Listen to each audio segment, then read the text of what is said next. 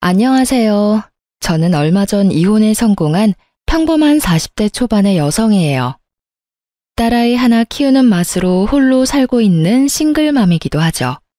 남는 시간에 사연글 유튜브나 보면서 시간 보내곤 했는데 제가 직접 작성하게 되는 건 상상도 못 해봤어요.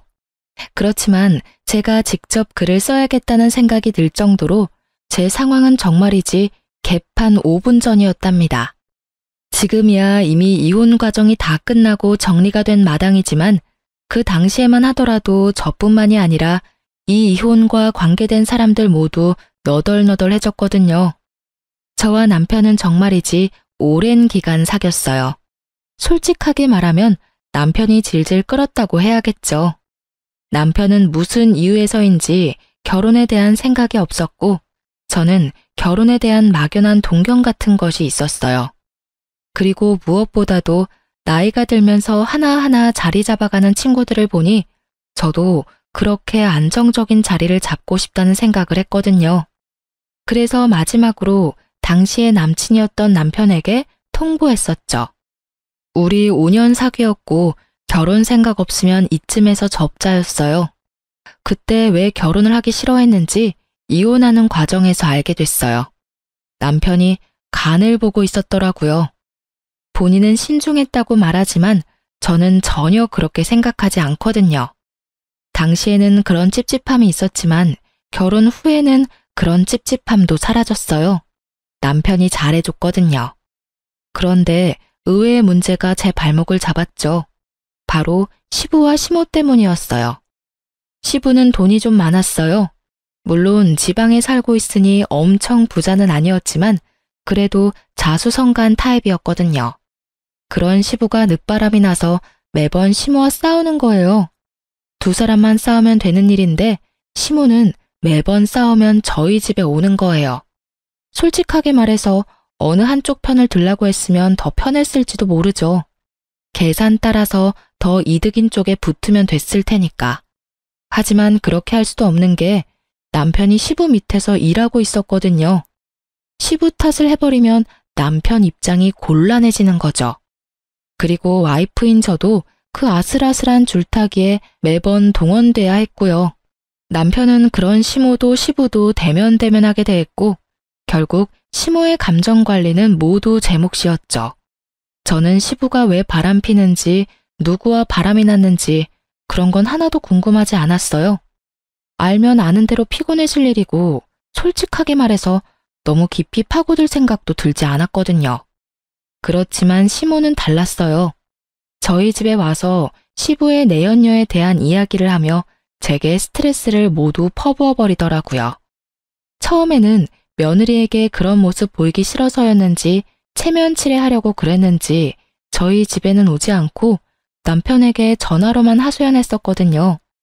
하지만 결혼 후 1년이 지나기 시작하니 시부와 싸울 때마다 저희 집으로 찾아오더군요.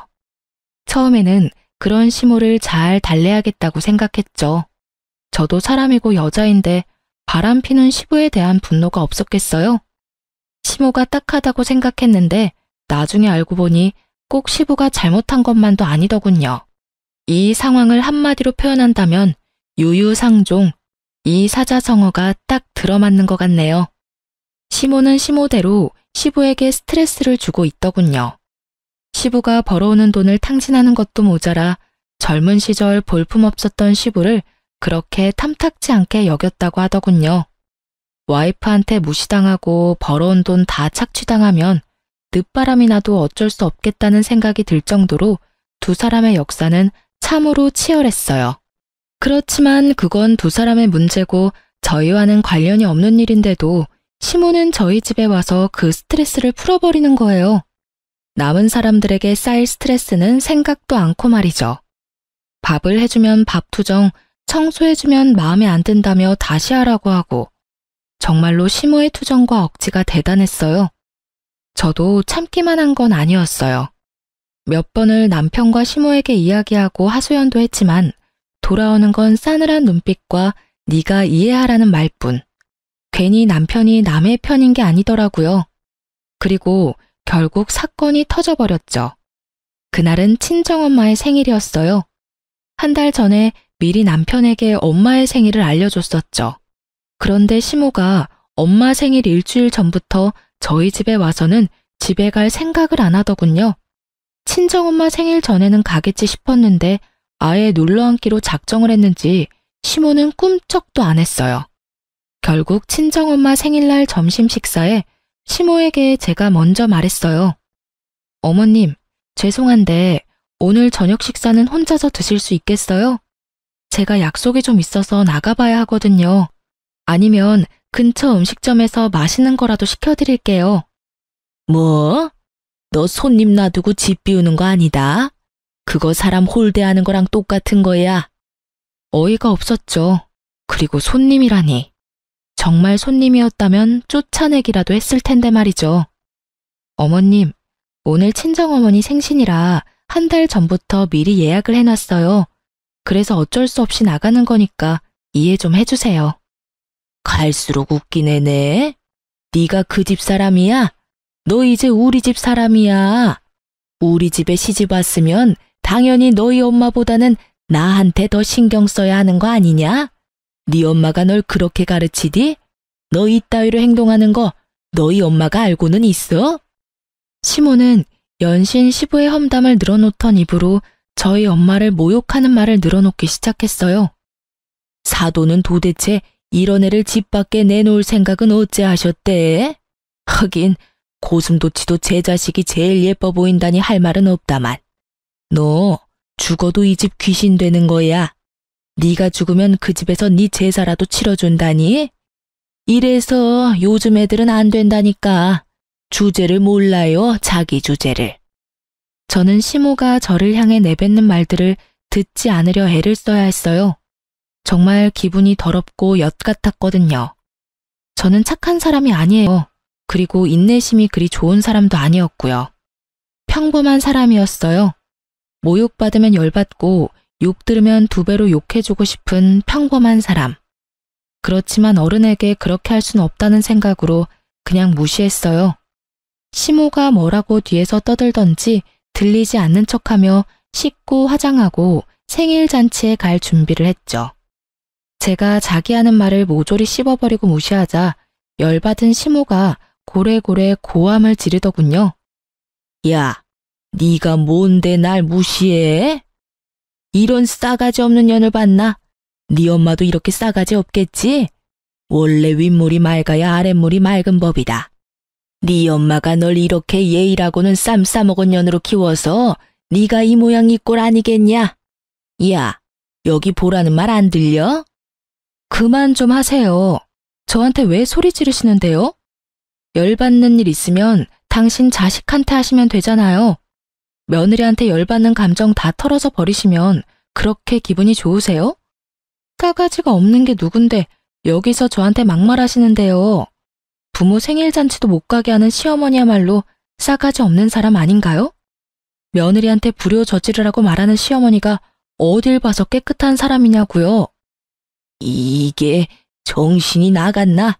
너 지금 누구한테 대드는 거야? 우리 엄마 욕한 사람한테 대드는 거죠. 이제부터 남편 없을 때는 이 집 찾지 마세요. 저는 어머님 자식 아니고 며느리예요. 엄연히 남의 귀한 자식이고 존중받아야 할 사람이라고요. 열받고 화나는 일 있으면 당신 자식한테 그 스트레스 다 푸세요. 남의 자식한테 스트레스 풀지 마시고. 저는 결국 크게 화를 내고 집 밖으로 나와버렸어요. 남편도 오늘 장모님 생일인 걸 알고 있으니 알아서 올 거라고 생각하고 따로 연락도 하지 않았어요. 솔직하게 말하면 남편 얼굴 보고 싶은 마음이 전혀 없었거든요. 지금 보면 싸움만 할 것 같아서 연락하지 않았어요. 저녁이 되면 이 불같은 감정도 가라앉을 테니 그때 남편 보면 되겠지 싶었거든요. 그런데 남편이 약속 장소에 오지 않더군요. 아무리 기다려도 오지 않고 이미 생일 식사는 시작돼서 결국 남편에게 전화했어요. 당신 도대체 어디... 야, 너 우리 엄마한테 무슨 말 했어? 왜 엄마가 집에서 혼자 울고 계시냐고. 당신 지금 집이야? 그래, 집이다. 넌 집구석 엉망으로 만들고 어딜 기어나간 거야? 주말에 청소 좀 하라는 말이 그렇게 고깝게 들렸냐? 어른이 그런 말 할 수도 있지. 그거 가지고 지금 열받았다고 시위하려고 밖에 나갔어? 당신 그럼 지금 준비 하나도 안 하고 집에 있는 거네? 준비는 무슨 준비를 해? 오늘 주말 근무하고 피곤해 죽겠구만. 야, 이 새끼야. 넌 지금 집에 있으면 안 되지. 무슨 소리 하는 건데? 엄마 지금 울고 계신다고. 당신이나 지금 집에 들어와야지. 우리 엄마 생일 오늘이라고 내가 말했어, 안 했어? 그게 오늘이었어? 그래, 이 새끼야. 네 마누라 엄마 생신이다. 한 달 전부터 말했잖아. 준비 자체를 안 한 거 보니 완전 잊어버린 거 확실하네. 그치만 당신이 집을 이렇게 만들어 놓고 나가서 나도 정신이 없었다고. 그런 일이었으면 엄마한테 그렇다고 나가면 될 일이지 왜 엄마는 울려? 싸가지 없는 년, 너는 죽어도 이 집 귀신이다. 친정엄마 생일은 중요하고 나는 안 중요하냐? 그게 내가 어머님한테 들은 말이거든? 알지도 못하면서 지금 어머님 편 들고 있나 본데 당신이야말로 나한테 이러면 안 되지. 바쁜 당신 대신 어머님 감정 쓰레기통 된 게 나야. 내가 그 감정 다 받아내고 치우고 대신 스트레스 받고 있었거든? 원래는 다 네가 해야 되는 일이고. 그렇다고 어른한테 소리를 지르고 가면 내 욕만 했으면 나도 참았지. 근데 왜 우리 엄마를 들먹여?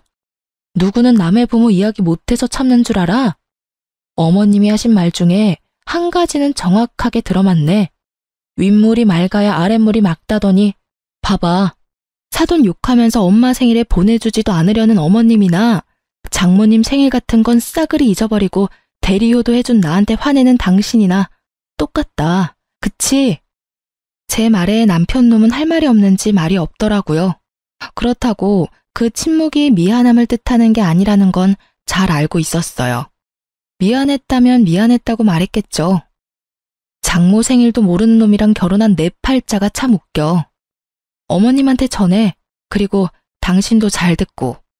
대접을 받고 싶으면 대접 받을 만한 행동을 좀 하라고. 남한테 다 맡겨놓고 혼자 편안하게 지내는 거 나한테 미안하지도 않아? 어머님도 아버님이랑 사이 안 좋은 건 알겠는데 나한테 와서 그런 말 하면 다 자기 얼굴에 침 뱉는 일인 거 몰라서 지금 나한테 그러시는 거야? 당신이 봤을 때 아니다 싶으면 끊었어야지. 언제까지 나한테 다 맡겨놓을 셈이었니? 결국 남편은 헐레벌떡 뒤늦게 친정엄마의 생일에 찾아왔어요. 솔직히 용서해주고 싶은 마음은 눈꼽만큼도 없었어요.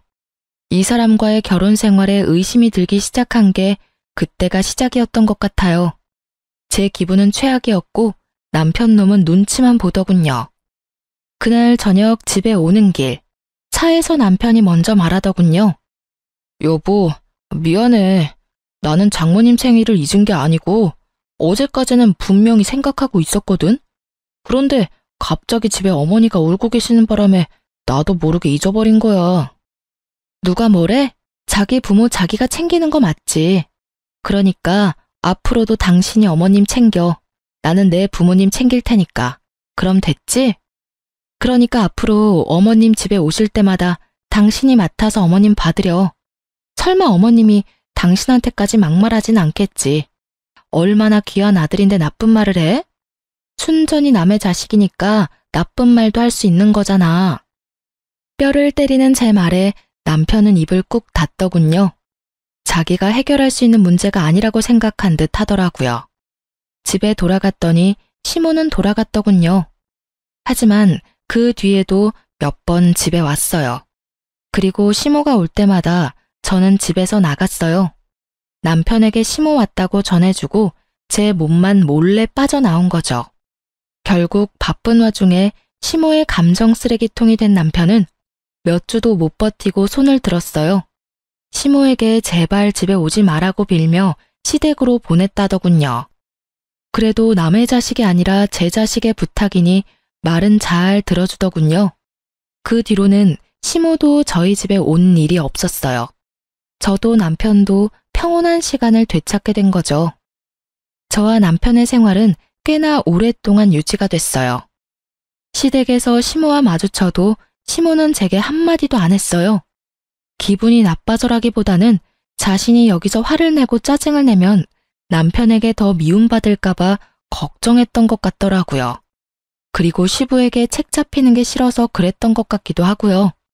그리고 그런 시모 덕분에 저는 생각보다 편하게 시댁에 다닐 수 있었어요. 그 와중에 저와 남편 사이에는 딸아이가 태어났어요. 딸이 태어났을 때 가장 좋아했던 분이 시부였어요. 시부는 아들보다 딸을 원했는데 집안에 아들만 있으니 영 아쉬웠던 모양이었어요. 작고 앙증맞은 손녀딸의 존재는 시부에게는 오아시스 같은 느낌이었던 거죠. 매번 갈 때마다 손녀딸 데리고 오라고 한다든지 시모와 싸운 날에는 밖에서 식사나 하자며 손녀를 꼭 데리고 오라고 하셨거든요.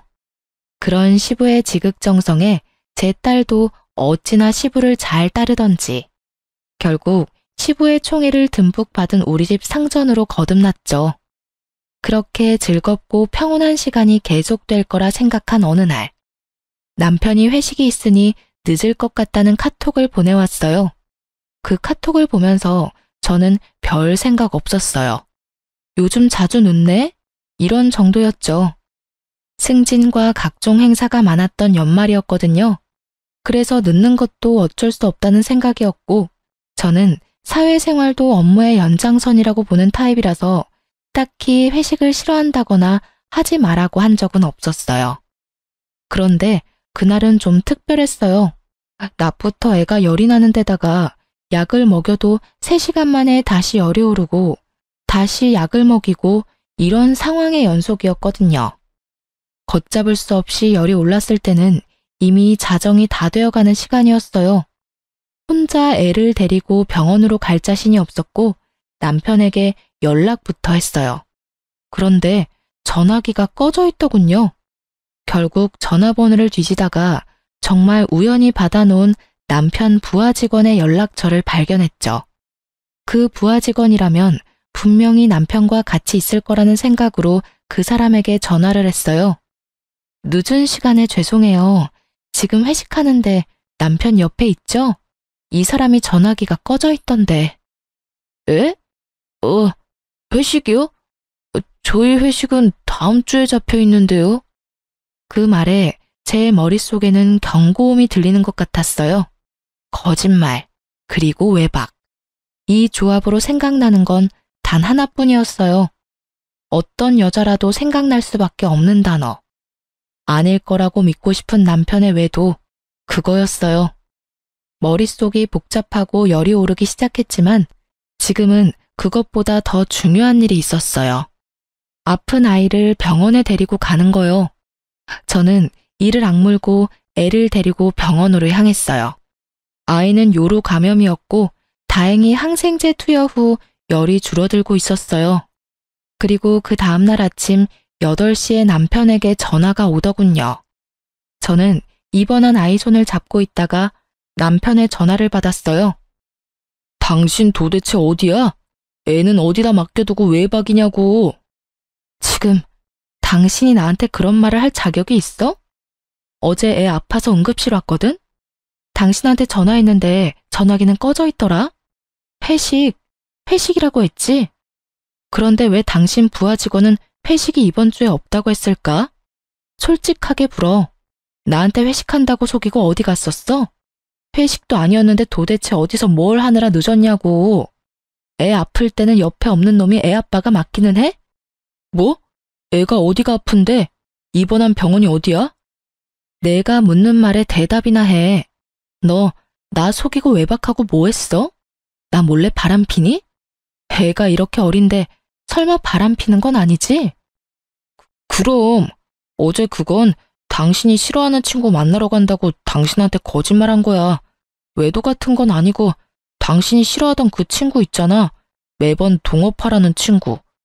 정말 미안해 여보. 제가 무슨 말을 해도 남편은 미안하다고만 하더군요. 그리고 절대로 외도가 아니라고 했고요.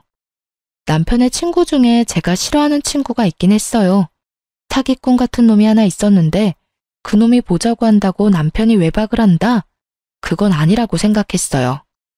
남편도 그 친구를 곤란해하는 게 눈에 보여서 제가 남편 대신 그 친구 못 만나도록 못 박은 거거든요. 그 친구한테 제 핑계대고 피하라고. 그러니 그런 친구 때문에 외박을 할 리가 절대 없어요. 저는 남편의 사과를 받아들이는 척 하면서 남편 차 조수석 뒤에 녹음기를 넣어뒀어요. 아니면 다행이고 만약 맞다면 족쳐야 하니까요. 그리고 저는 남편 놈의 더러운 거짓말을 다시 알게 됐죠. 차 안에 놔둔 녹음기에 남편의 전화 내용이 고스란히 녹음됐거든요. 여자와 함께 만나 대화하는 내용뿐만 아니라 와이프에게 들켰으니 이제 만나는 거 조심해서 만나자는 내용도 있었어요. 그 대화 내용을 듣는데 얼마나 웃겼는지 아세요? 두 사람이서 절대로 들키지 않을 계획을 열심히 짜더군요.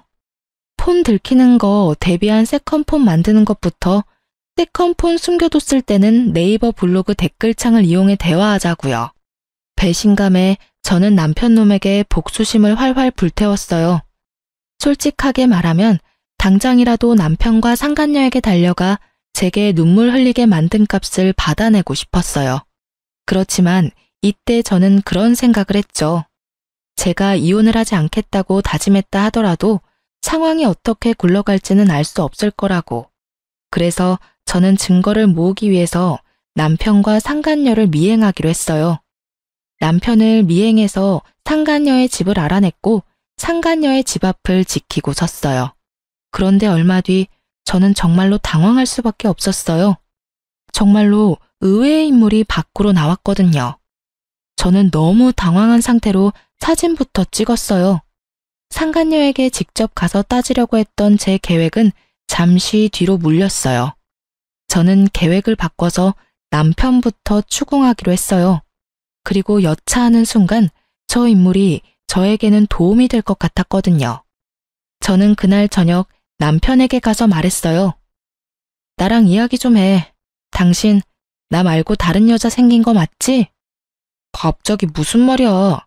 이상한 소리 하지 말고 식사나 하자. 말 돌리지 말고. 나 당신 차 안에 녹음기 넣어놨었어. 거기 이미 다 녹음됐더라고. 당신이랑 그 여자 작당하는 거. 지금 당장 헤어져. 그러면 내가 용서해 줄게. 용서? 야, 네가 뭔데 날 용서하고 말고 해. 진짜 어이가 없어서. 내가 바람을 피든 말든 당신이 뭔 상관인데? 나도 당신처럼 성질 더러운 여자랑 사는 거 싫어. 그 성질 더러운 여자 싫으면 결혼은 왜 하자고 그랬어? 그리고 처음부터 내가 성질이 더러웠어? 너랑 네 엄마한테 그만큼 당하는데 성질이 안 더러워지는 게 이상하지. 그래서 어쩔 건데? 나랑 이혼이라도 하겠다는 거야? 이혼이 별거야? 서로 싫어지면 헤어지는 게 맞는 거지. 그래, 헤어져. 헤어지고 나도 좀 편하게 살아보자. 솔직하게 말해서 너 우리 엄마한테 예의 없이 구는 것도 얼마나 열받았는지 알기는 해? 그 여자는 당신처럼 이렇게 아나무인인 사람이 아니야. 상간녀를 두둔하는 말을 하며 남편놈이 실컷 짓거리더군요. 제 무덤 파는 줄 모르고 열심히 파서 묻히기 전에 한 번 더 물어봤어요. 그래서 이혼하겠다. 그 말이지? 그래, 이혼해 줄게. 내가 용서해 주겠다고 했는데도 굳이 지옥길로 알아서 걸어가겠다. 이 말이지? 제 말이 심상치 않음을 느꼈는지 남편놈이 잠깐 흠칫하더군요. 그렇지만 자기도 뱉은 말이 있으니 번복하지는 않더군요. 뭐든지 법대로 할 거야, 법대로. 그래, 그럼 이혼해 줄게. 아버님이랑 어머님한테 이야기하러 가자. 당신 바람나서 애랑 나 버리고 이혼하겠다고 이야기할게. 남편놈 얼굴이 새카맣게 변하더군요. 시아버지 밑에서 일하는 남편놈은 자기 딸이 시아버지의 마음을 얼마나 많이 사로잡았는지 잘 알고 있었거든요. 친권이랑 양육권은 안 줄 거야. 넌 나한테 주게 되어 있어. 이 이혼은 전적으로 다 네 탓이니까. 넌 바람을 폈고 너희 엄마는 나를 괴롭히고 내 친정을 모욕했지. 게다가 아이가 아플 때도 바람을 폈으니 애를 데려갈 자격이 있기나 하겠어? 제 말에 남편이 부들부들 떨더군요. 저는 남편 놈을 강제로 시댁으로 끌고 가서 시부모에게 이혼 이야기를 꺼냈어요. 아버님, 어머님, 저희 이혼하기로 했어요. 제 말에 시모가 비웃으며 한마디 하더군요. 내 그렇게 될 줄 알았어. 네가 잘나면 얼마나 잘났다고 시어머니 이겨먹고 잘 살 줄 알았어? 당신은 좀 가만히 있어. 며느라가 왜 갑자기 이혼을 하겠다고 하냐? 큰 문제가 아니면 다시 생각해보고. 이 사람이 바람을 폈어요, 아버님. 그 말에 시부가 찔끔 놀라더군요. 자기도 바람을 폈으니 말이죠. 그런데 제가 용서해 줄 테니 그 여자랑 인연 끊으라고 했는데 그럴 바엔 저랑 이혼하는 게 낫겠다고 하더라고요. 그래서 원하는 대로 이혼해 주려고요. 전 분명히 기회를 줬어요. 그런데 그걸 거절한 건 남편이에요. 그럼 우리 손녀딸은? 제가 데려갈 거예요. 이 사람 아이 열이 펄펄 나서 병원 간 날에도 상간녀 만나느라 제 연락도 못 받은 인간이거든요. 그런 사람한테 양육권에 친권이 가당키는 해요? 으이구, 네가 잘했어야지. 왜 우리 아들 욕을 하고 그래? 오냐, 이혼해라. 누가 와도 너보다는 낫겠어. 호언장담하는 시모를 보며 저는 속으로 비웃어줬어요. 아무것도 모르는 저 할머니가 상간녀 정체를 알고도 저렇게 평온하겠나 싶었거든요. 확답을 듣고 나니 이 두 사람을 용서할 생각이 완전히 사라졌어요. 그렇게 저는 이혼을 하기로 하고 짐을 챙겨 아이와 함께 집을 나왔어요. 그리고 이혼 소송에 관해 이야기 나누자며 남편과 시부모를 가게로 데려왔어요. 시부모에게는 손녀를 마지막으로 볼 수 있게 해주겠다고 했죠. 그렇게 식당에서 저는 시부모와 남편에게 말했죠. 확실하게 이혼하기 전에 식사 한번 대접해드리고 싶었어요. 아가, 이혼은 다시 한 번 더 생각해보거라. 이 빚덩이 같은 것이 아버지 없이 살면 얼마나 힘들겠니? 당신은 왜 그런 말을 해요? 제가 뭐라고 그렇게 두둔하냐고요? 그리고 넌 뭐가 그렇게 매번 당당해? 식사 대접? 웃기고 앉았네. 네가 왜 우리한테 식사를 대접해? 뭔 꿍꿍이가 있으니까 불렀겠지. 우리 아들한테서 얼마나 뜯어먹을 작정이야? 말씀이 심하시네요. 뜯어먹기는 누가 누굴 뜯어먹어요? 그건 어머님이 곧 하시게 될 텐데요. 저의 말과 함께 방 밖에서 똑똑 노크 소리가 들렸어요. 손님이 오신 모양이네요. 애초부터 식사 자리는 6명으로 세팅이 되어 있었어요. 제가 상간녀를 불렀거든요. 어차피 하게 될 상견례 미리부터 시켜주려고요. 그리고 문이 열리고 들어선 사람들의 얼굴을 보고 시부모와 남편의 얼굴이 완전 경악으로 물들었어요. 인사들 하세요. 남편 상간녀랑 그 어머님이세요. 저 년이 왜 여기를 왜 와? 시모가 숨 넘어갈 듯 소리치고 있었어요.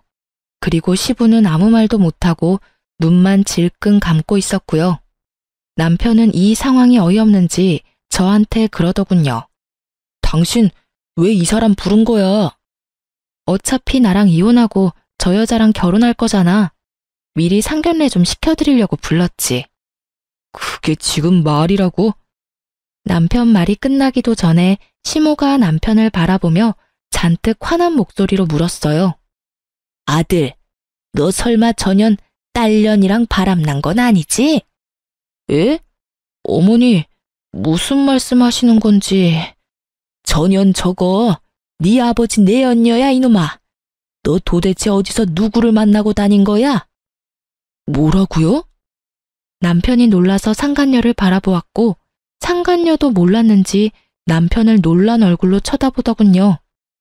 내가 저년 때문에 마음고생한 거 생각하면 네가 나한테 이러면 안 되지. 아들까지 저년 딸한테 놀아나고 지금 뭐 하는 짓들이야? 남편이고 아들이고 도움되는 것들이 없어? 아버지, 이게 대체 다 무슨 소리예요? 아버지가 바람 피운 상대가 정말로... 시부는 말이 없었고 시부의 내연녀도 말이 없었죠. 저는 남편에게 말했죠. 당신이 나랑 이혼하고 싶은 게 저 여자 때문이었잖아. 저 여자가 그렇게 좋다며? 그럼 둘이 결혼해. 할 수 있으면. 나는 어차피 이혼할 건데 그렇다고 두 사람이 내 눈에 눈물 흘려놓고 행복하게 하하호호 사는 건 보고 싶지가 않거든? 그리고 어차피 지금 알게 되나 나중에 알게 되나 알게 되는 건 시간 문제였으니까 나한테 고마워해. 제 말에 남편 놈이 그제야 제가 이런 일을 벌인 걸 알고 온몸을 부들거리며 소리치더군요. 당신 진짜 어떻게 이런 짓을... 너야말로 나한테 어떻게 그런 짓을 해? 말은 바로 해. 용서해주겠다고 한 사람은 나고 그걸 거절하겠다고 한 사람은 너야. 열심히 네 무덤 파고 있는 거 보면서 즐거웠다 미친놈아. 말을 잊지를 못하는 남편에게서 눈을 돌려 얼굴이 벌겋게 된 채 시부의 내연녀를 바라보는 시모에게 말했어요. 어떤 여자가 와도 저보다는 낫겠다고 하셨으니 며느리 잘 대해주세요. 아드님이 아주 사랑하는 여자라고 하더라고요. 저랑은 다르게 싹싹하다던데. 그쪽 아들이 며느리 한번 잘 골라왔네요. 그쵸? 그리고 딸을 저리 키운 상간녀의 엄마에게도 잊지 않고 말해줬죠. 딸을 어떻게 키웠길래 가정 있는 남자를 건드려 놓고 뻔뻔하게 딸내미 상견례까지 시키겠다고 이 식당 찾아온 거 보면 참 그나물의 그 밥이다. 그쵸? 엄마 닮아서 그런가? 남자 후리는 솜씨도 대단하고요. 하여튼 딸 한번 잘 키우셨네요. 다들 더 반갑게 인사하세요. 하나하나 성질 긁어대는 제 소리에 시모가 완전 열이 받을 대로 받았더라고요. 너 이렇게 될 줄 알고 여기 불렀지? 뭐 때문에 이런 여자 불렀어?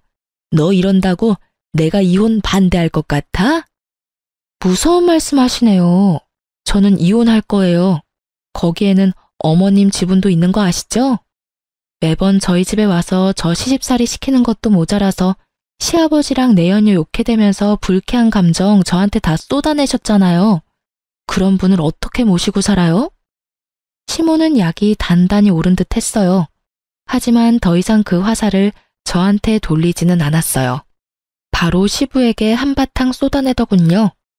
당신 때문에 내가 이게 무슨 꼴이야. 저 새파랗게 어린 년 때문에 내가 당한 꼴을 봐. 당신이 저런 년이랑 바람만 피우지 않았어도 내가 이렇게 꼬투리 잡힐 일이 없었을 거라고. 저번에도 말했지만 나는 절대로 당신이랑 이혼 못해. 아이고 내 팔자야. 어떻게 남편 복도 없는 년이 자식 복, 며느리 복까지 없어서 이 수모를 당하고 살아. 너도 마찬가지야 이놈 자식아.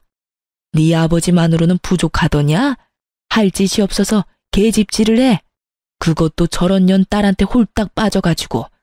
어떻게 너마저 나를 배신해? 시모가 쏟아붓는 말에 남편 얼굴이 하얗게 질리더군요. 재혼? 꿈도 못 꾸겠죠.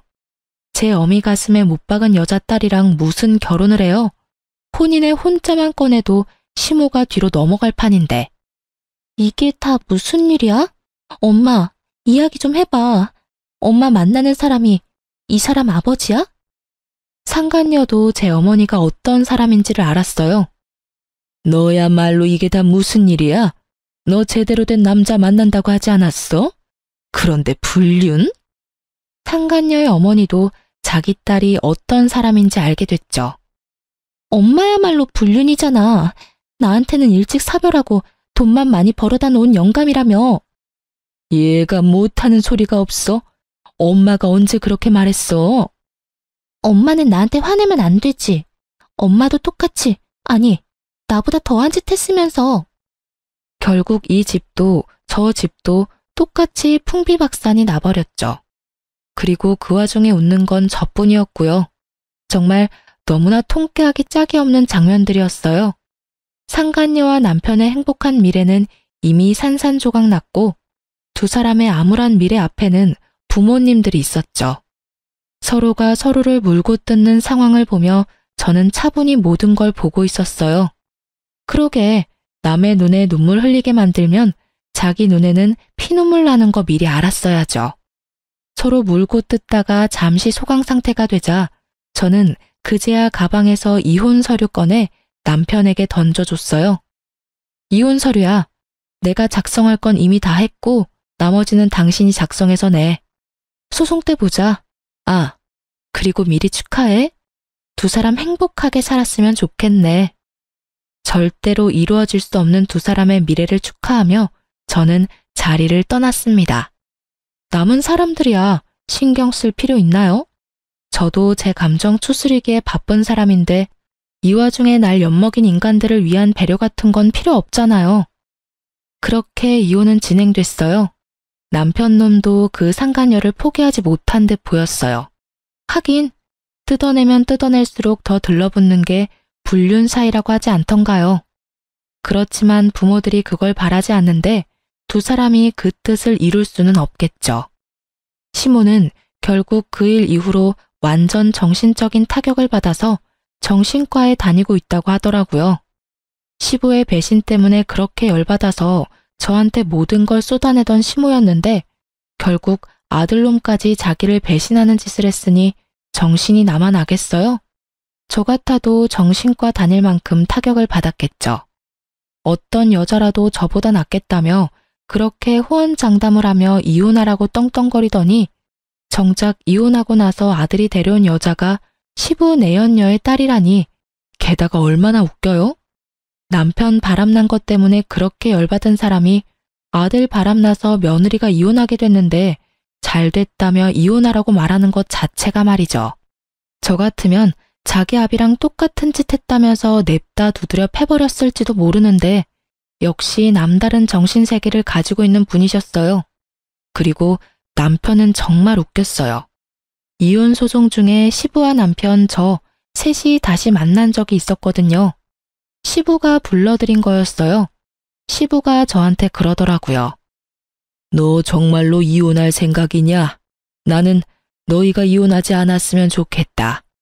내가 아들에게 나쁜 영향을 줬다고는 생각하지만 그렇다고 아들이 잘못된 상대와 재혼하는 건 아니라고 생각하거든. 아버지, 저희 정말로 이혼할 거예요. 그리고 저는 이 사람보다 그 여자가 더 좋다고요. 아버지가 이해 좀 해주실 수 없어요? 안 된다면 절대로 안 돼. 그 여자 말고 다른 여자를 데려왔으면 또 모를까. 너는 그 여자가 어떤 여자인지 알면서도 나한테 재혼 이야기를 꺼내? 그리고 손녀딸이랑 며느리 다시 데려오지 않으면 너한테는 절대 상속 같은 건 없어. 알았어? 아버지, 잘못한 건 제가 아니라 아버지잖아요. 웃기시네. 아버님이 바람피는 건 잘못이고 네가 바람피는 건 잘못이 아닌 거야? 자기는 잘못한 거 하나도 없다는 식으로 이야기하네. 그러게 왜 바람을 펴? 당신이 바람만 안 폈어도 당신 처지가 이렇게 꼬이지는 않았겠지. 남편은 아무 말도 못하고 저만 노려보더군요. 당신이 그 자리에서 그런 짓만 안 했어도 나중에 충분히 설득할 수 있는 일이었어. 그 말 병원 다니고 계신 어머님 앞에서 한번 해봐. 어머님 병원에 실려가시겠지. 구구절절 맞는 말이라 그런지 남편이 입을 꾹 닫더군요. 너희가 헤어진다고 해도 너희 딸은 내 손녀다. 그것만은 잊지 말아라.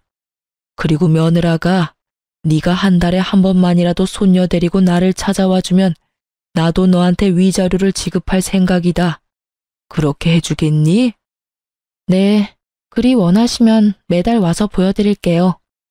그 순간 위자료가 탐났다기보다는 아이에게서 든든한 보호자를 뺏을 수 없다는 생각 때문에 받아들인 제안이었는데 생각보다 더 큰 위자료를 주시더라고요. 지금 남편과 같이 살고 있던 15명의 아파트요. 그걸 제 앞으로 해주셨거든요. 저는 제가 마음 놓고 살 수 있는 공간이 생긴 터라 마음이 놓였고 남편 놈은 다시 시부의 눈이 닿는 곳에 들어가게 됐죠. 상간녀도 남편과 결혼하려고 그렇게 애썼는데 상간녀의 엄마가 두 사람 사이를 뜯어 말렸다고 해요. 건너 들은 바로는 상간녀의 엄마와 시부는 제가 서로의 가족을 만나게 한 그 즈음에 결혼 이야기가 나오고 있었다고 하더라고요. 시부도 귀찮은 시모를 떼어놓고 싶어한 모양이었고 상간녀의 엄마는 시부의 와이프가 되면 꽤나 풍족한 생활을 할 수 있을 거라는 생각에 그렇게 하자 이야기가 되고 있었다고 하더군요. 그런데 제가 두 가족을 만나게 하는 바람에 일이 꼬여서 두 분의 결합은 없던 일이 되어버렸거든요. 눈앞에 있던 커다란 고기가 사라진 상간녀의 엄마가 상간녀를 뜯어 말린 건 어쩔 수 없는 일이었던 거죠. 그렇지만 상간녀도 포기할 수는 없었는지 두 사람이 강제로 혼인신고서를 내려고 벼르고 있었다고 하더라고요. 전 남편이 저한테 그런 이야기를 했거든요. 너랑 이혼만 되면 바로 가서 혼인신고서 낼 거라고. 그런데 시부가 저와 남편을 불러 상속 안 해줄 거라는 이야기와 함께 저희가 살던 집을 제 명의로 돌려준 것을 상간녀가 알게 된 거죠. 상간녀는 상간녀대로 집도 저한테 빼앗기고 상속도 안 되는 남자를 데리고 있느니 다른 남자 찾는 게 더 빠르다는 생각을 한 것 같더라고요. 남편도 상속이 걸린 문제에서는 어쩔 수 없었던 것 같고요. 결국은 그렇게 타오르던 사랑의 불꽃은 하얀 재가 돼서 서로 잿가루만 듬뿍 묻힌 채 헤어졌더군요. 그렇게 헤어지고 전 남편이 저한테 만나자고 연락이 왔었어요. 나가지 않으려 했지만 당시에는 근황이 너무 궁금했거든요. 무슨 일로 보자고 했어? 바쁘니까 짧게 말해줘. 냉랭한 제 모습에 전 남편이 눈치를 보더니 그러더군요. 우리 이혼하는 거 다시 생각해 볼 수는 없어? 나 그 여자랑 헤어졌어. 당신이 그 여자랑 헤어지면 용서해준다고 했잖아. 그건 이혼 전의 이야기지. 지금은 이미 이혼했잖아. 그런데 왜 내가 당신을 용서해줘야 해? 이혼으로 이미 다 끝난 일이야. 그 제안을 받아들이려면 그때 받아들였어야지. 왜 이제 와서 아쉬운 소리를 해? 내가 정말로 잘못했어. 그런 여자인지도 몰랐고. 아버지랑 그렇게 엮인 사이인지도 몰랐단 말이야. 솔직히 따지고 보면 나도 피해자인데. 그래? 근데 나한테 당신은 가해자야. 내 가슴에 비수 꽂고 다른 년이랑 바람난 전 남편. 그런 네가 왜 이제 와서 나한테 이러는지는 모르겠지만 너 나한테 재결합 요구하려는 거면 잘못했다가 아니라 미안하다고 먼저 사과를 했었어야지. 그리고 한 가지 확실하게 할게. 나는 한 번 바람핀 놈은 절대 못 믿어. 그러니까 앞으로 나한테 연락하지 마. 그 여자하고 잘 안 되니까 나한테 다시 슬금슬금 기어온 모양인데 나는 절대로 당신이랑 재결합 안 해. 내가 정신 나갔어? 미친놈이랑 다시 결혼 생활을 하게. 쓸데없는 말 하지 말고 양육비나 꼬박꼬박 보내. 안 보내면 아버님한테 이를 거야. 한 달에 한 번씩 아버님이랑 만나는 건 알지? 그러니까 하는 말이잖아. 우리 아버지는 만나면서 왜 나한테는 기회도 안 주는데? 한 번 정도는 용서해줘도 되잖아. 내가 여러 번 바람을 핀 것도 아니고 잠깐 딱 한 번 외도에 빠진 것 뿐인데 그걸 용서를 못한다고 하는 건 좀 아니지. 넌 한 번은 용서해야 하고 두 번은 용서하지 말라는 거야? 그런데 어쩌나? 당신이 한 번 바람 필지 두 번 바람 필지 누가 장담할 수 있는데? 나는 그 한 번이 싫은 거야. 이미 나한테서 맘 떠났는데 어떻게 그게 다시 돌아와? 절대 안 돌아와. 당신이 원하는 건 내가 아니라 시부의 돈이겠지. 앞으로 이런 이야기 할 거면 부르지 마. 서로 시간만 낭비하고 서로 다른 입장만 확인할 뿐이니까. 제 말에 변명을 필사적으로 늘어놓으려는 남편놈을 내버려 두고 나왔어요. 아시는 분들은 아실 텐데요. 제 생각에 바람은 습관이에요. 절대 안 한다 맹세해도 그런 상황이 오면 하게 되어 있거든요. 저런 제안은 빠르게 손절하는 게 정답이랍니다. 제가 아는 사람 중에는 바람 피는 남편 용서해줬다가 뒤통수 맞은 사람도 있거든요. 그리고 남편놈이 저한테 재결합을 이야기했지만 그게 제가 좋아서 이야기한 건 아니잖아요. 아무리 봐도 시부의 돈이 아까운 게 눈에 보이잖아요. 일이 꼬이지 않아서 시부가 재혼을 허락했다면 이놈이 저 앞에서 이렇게 아쉬운 소리를 할 리가 있겠어요? 사랑도 없는 결혼을 다시 시작할 필요가 없잖아요. 어떤 사람들은 상황이 잘 풀렸으니 그냥 받아주지 그랬냐고 물었죠. 그런데 그런 생각이 들었어요. 시부가 만약에 돌아가시고 나면 저 남자가 그때도 저를 와이프로 여길까 하는 생각이요. 애초에 돈 때문에 상간녀와 헤어진 남자인데 시부의 돈과 재산이 상속되면 당연히 다른 여자 만나는데 주저하지 않겠죠. 그리고 어떤 이유보다도 그 남자가 저를 여자로 보지 않는다는 점이 제일 컸어요. 그것만큼 비참한 게 없으니까요. 그래도 지금은 잘 살고 있으니까 이런 생각도 안 하고 살아요. 떨쳐내는 게 힘들었지만 지금은 그때의 일에 묶여있지는 않으니까요. 쓰다 보니 길어졌네요. 제 사연 들어주셔서 감사합니다. 아, 저에게 응원의 한마디 댓글로 써주시면 더욱 감사할 것 같아요. 여러분, 좋은 하루 되세요.